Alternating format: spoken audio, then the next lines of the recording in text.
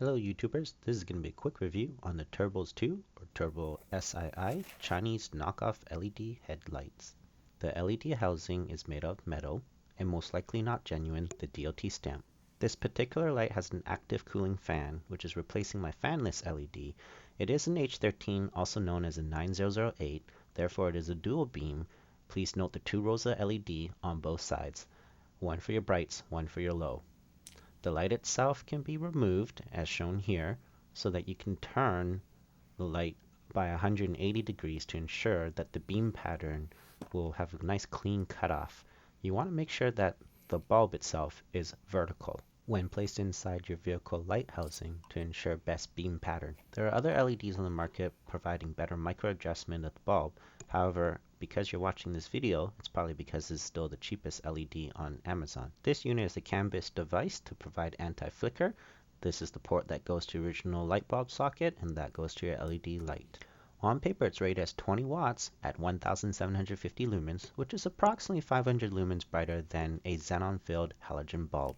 It is rated at 6000 Kelvin for its color temperature, but later in the video, I'll show you it looks probably more like 4300 kelvins. Installation is a snap. All you have to do is remove your original OEM light harness. And don't forget that most plugs have a little push-in button that helps you release it. Take out your old bulb, and in this case it is my fanless LED. The hope was with less moving parts it would not fail, but in this case my logic was probably incorrect, and I'm hoping the new LED fan will keep spinning and not die so soon on me. It turned out that the filament was horizontal in my light housing, so it provided a horrible beam pattern. As noted earlier in the video, you want to make sure it's as vertical as possible. So this is the best I could do in my vehicle. Again, there are other LEDs on the market that provide better micro adjustments, but this is the cheapest LED on Amazon. Installation of the new light bulb is pretty straightforward, the reverse of how you took it out. Usually there are preset tabs that are of one size and can only go in one way. Just remember, if you're forcefully doing something, you're probably doing something wrong. It's usually just a quick turn to get in place. And as mentioned earlier, this is the connector for the LED itself. There are two arrows that you can align, and after you plug them in, make sure to screw on the cap.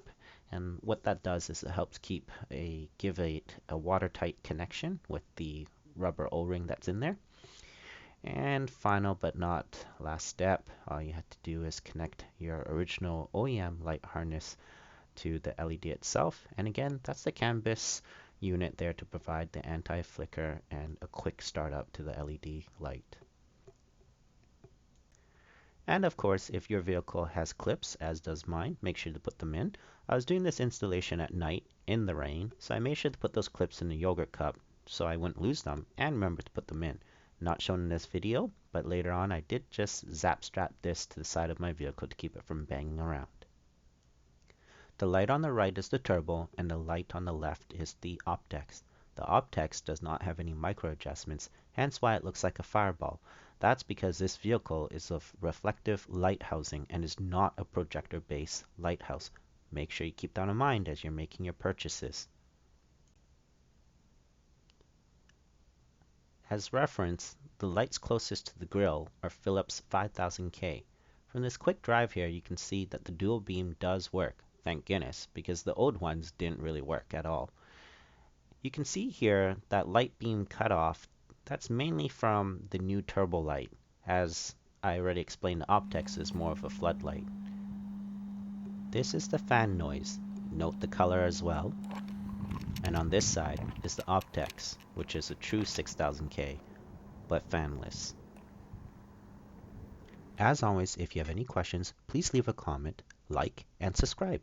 Thank you for watching,